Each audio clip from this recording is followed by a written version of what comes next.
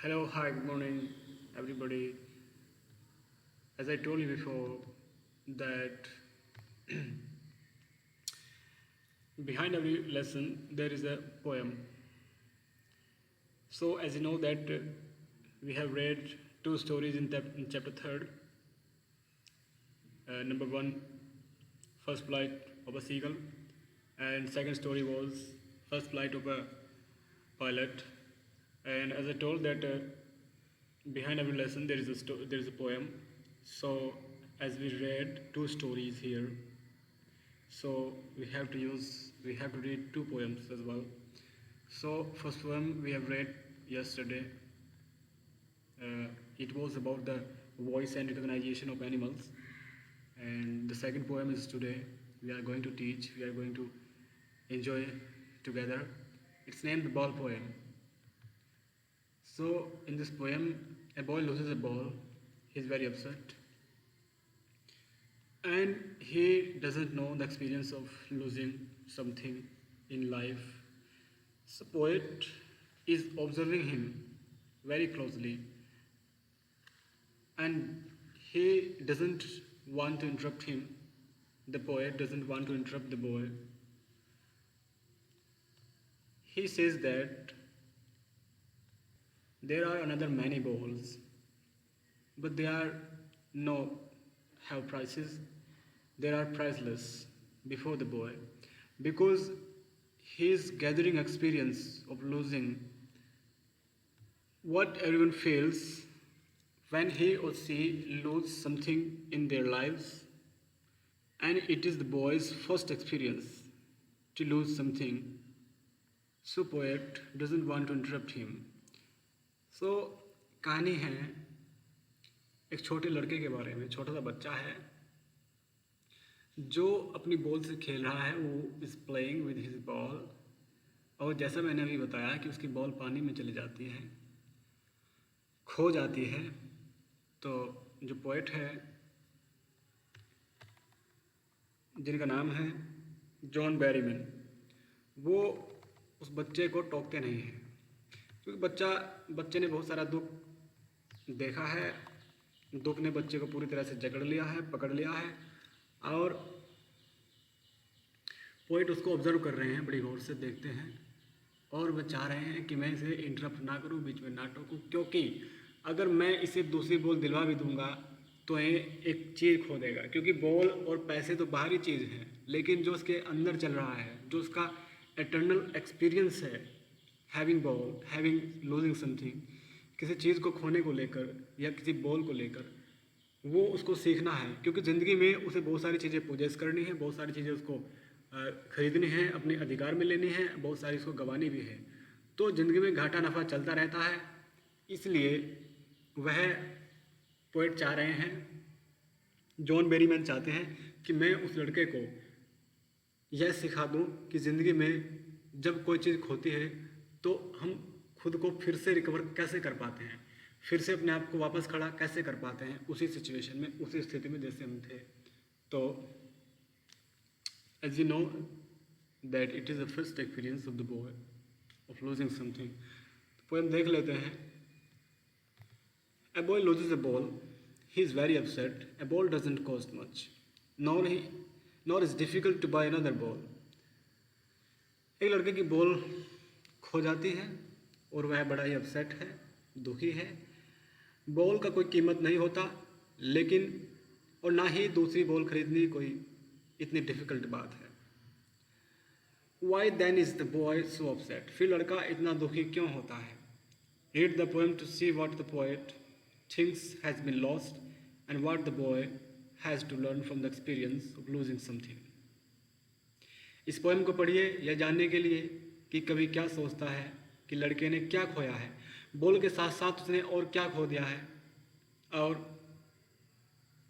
क्या उस लड़के को ज़िंदगी में किसी चीज़ को खोने का एक्सपीरियंस सीखना है, क्या एक्सपीरियंस लेना है, ये आप सीखेंगे. छोटी सी पोएम है मगर मीनिंग इसका बहुत बड़ा है. So before recite the poem, we should see the vocabulary glossary of the poems. It will help you a lot understanding the poem. Oh, there are other balls means the word suggests that the loss is not important enough to worry about. Oh, there are other balls का मतलब है कि और भी ball है, कि दूसरी और भी अन्य बॉल्स है। मतलब यह शब्द यह सजेस्ट करता है कि बॉल का खोना इतना इम्पोर्टेंट नहीं है, बॉल के खोने से इतनी चिंता नहीं करनी चाहिए। शेकिंग ग्रीफ का मीन्स होता है sadness which greatly affects the boy. Shaking grief पूरी तरह से दुख ने उसको पकड़ लिया है, एक ऐसी सैडनेस जो जिसने लड़के को पूरी तरह से अफेक्ट कर दिया है, प्रभावित कर दिया है। रिजिड कहते हैं स्टफ को, मोशनलेस हो जाता है जब व्यक्ति, या एकदम स्टिल हो जाता है, उसमें कोई हलचल नहीं रहती। स्टिफ कठोर हो जाता है, उसे रिजिड और स्टिफ कहते हैं। After that to intrude on, intrude का मतलब होता है इंटरप्ट, टोकना किसी को, अगर कोई किसी चीज़ में तल्लीन है उसको बीच में टोक देना। Here to enter a situation where one is not welcome, यहाँ पर एक ऐसी सिचुएशन में घुसना जहाँ कोई आपको नहीं चाहता हो। जब कोई दूसरा व्यक्ति नहीं चाहता कि आप मेरे काम में टांग अड़ाएं और आप अड़ाएं, उसको इंट्रूड ऑन कहते हैं या इंटरप्ट। ए डाइम का means 10 cents. United States America में 10 सेंट्स के बराबर एक डाइम होता है। एक डाइम जैसे हमारे यहाँ पैसे होते हैं 10 पैसे 20 पैसे, जैसे 100 पैसे को 1 रुपया कहते हैं, तो उसी तरह से 10 सेंट को एक डाइम कहते हैं अमेरिका में।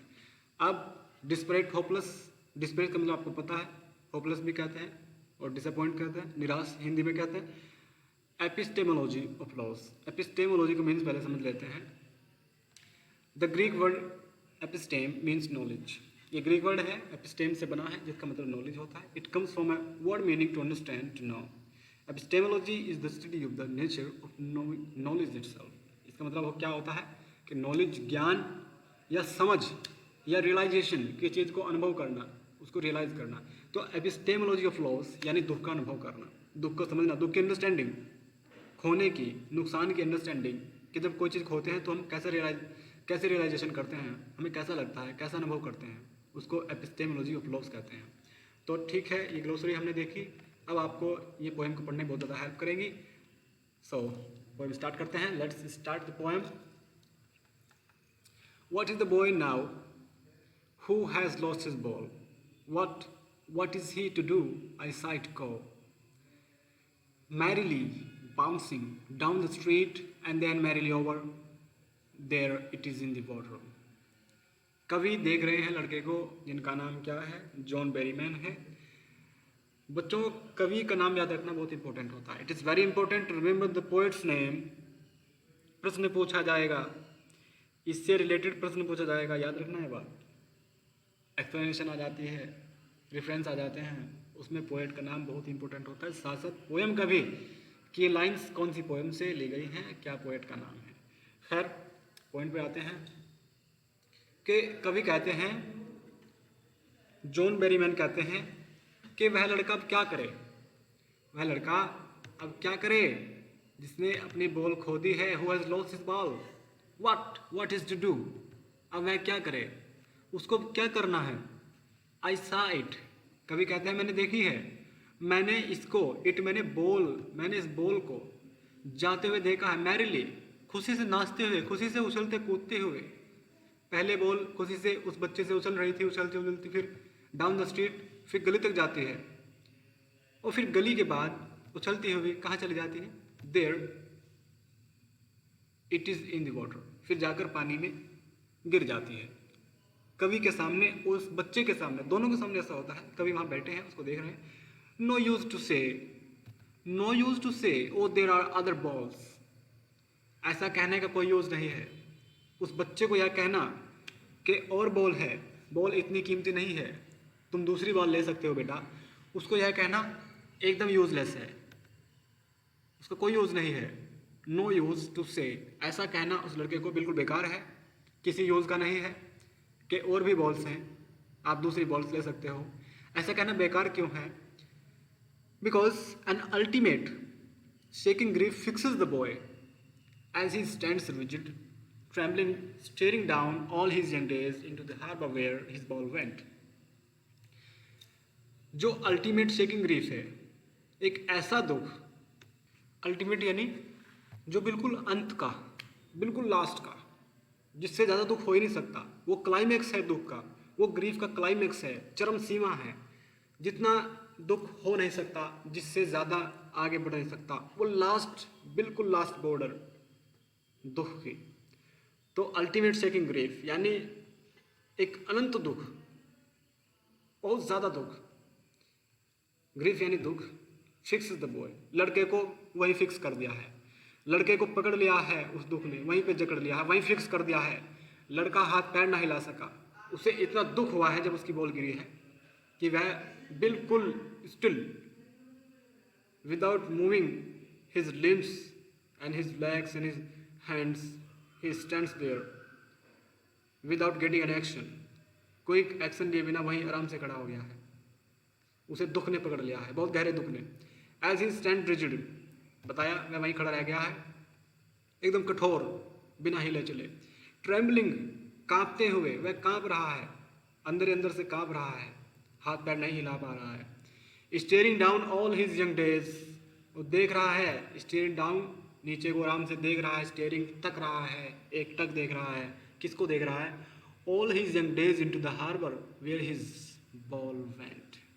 वह यह सोच रहा है कि उसके सारे यंग डेज, जो छोटे, जब वह बच्चा है, बचपन से जितने साल का वो छोटा बच्चा है, और जब से अब तक वह उस पानी के किनारे खेलता है, और उसके सारे वो जो यंग डेज है, जो उसने उस बॉल से खेले हैं, बॉल के साथ बिताए हैं, वो सारे उसको लगता है कि उसी हार्बर में चले गए हैं जहाँ उसकी गेंद चली गई है।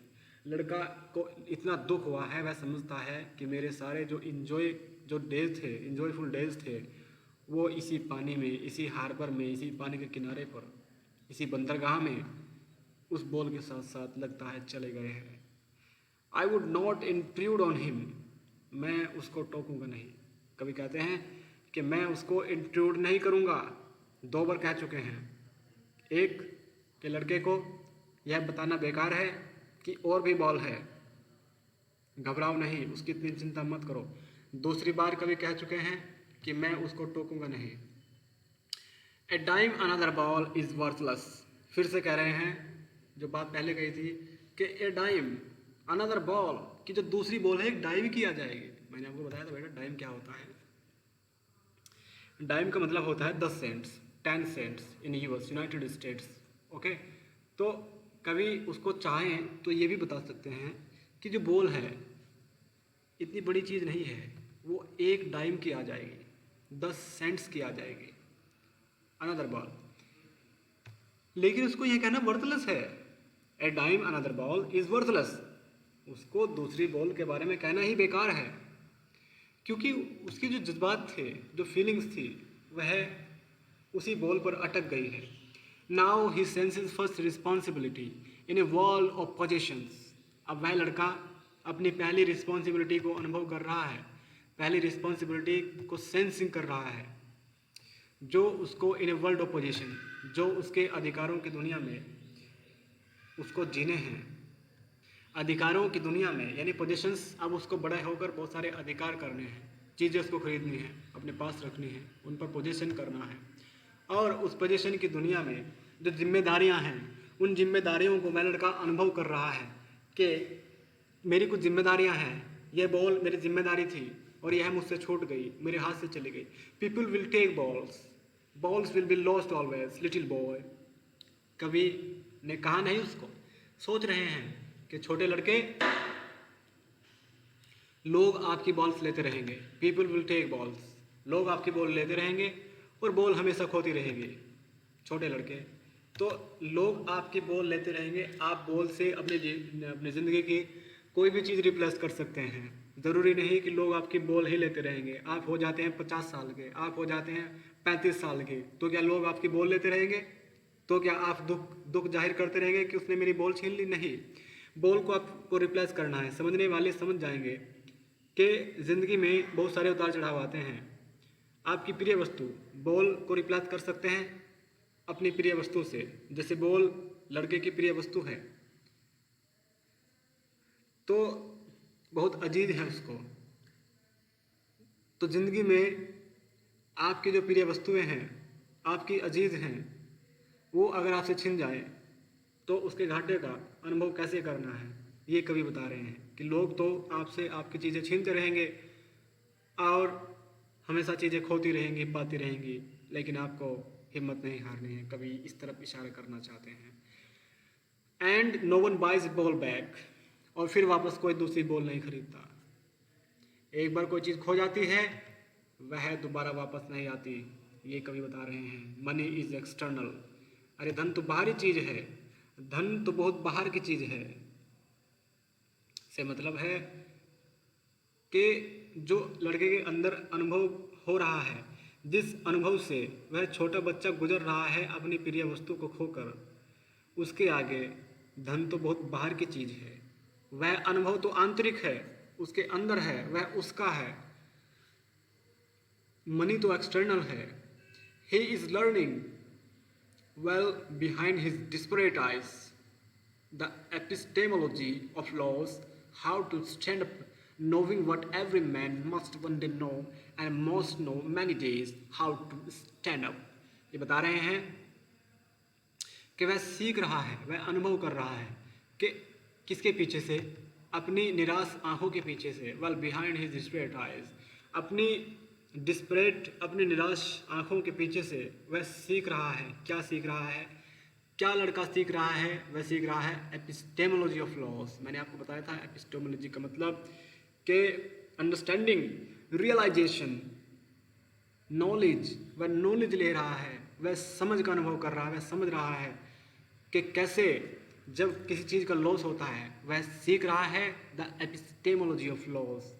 वह लॉस का अनुभव कर रहा है, लॉस का रियलाइजेशन कर रहा है कि जब कोई घाटा होता है तो कैसे खुद को, कैसा अनुभव होता है घाटा होने पर, और फिर कैसे खुद को रिकवर करना है। हाउ टू स्टैंड अप, फिर से कैसे खड़े होना है, कैसे खुद को रिकवर करना है, अपनी उसी स्थिति में फिर से कैसे वापस आना है।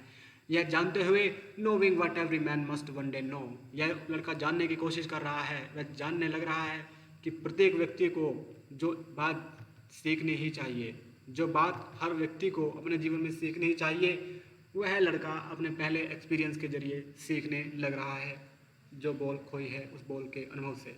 और कहते हैं almost know many days how to stand up, और बहुत से आदमी बहुत बार सीखते हैं। ज़िंदगी में बहुत बार ऐसे अनुभव आएंगे और जाएंगे, लेकिन डिपेंड करता है कि आप कैसे उस चीज़ को सीखते हैं, कैसे खुद को रिकवर करना, कैसे फिर से खुद को खड़े करना सीखते हैं। तो मेरे बच्चों, आशा करता हूँ, उम्मीद करता हूँ, आई होप कि आपने भी उस छोटे लड़के के साथ साथ अपने ज़िंदगी के अनुभवों को इससे जोड़ा होगा, और आपने भी इससे बहुत कुछ नया एक्सपीरियंस लिया होगा उस लड़के के साथ साथ।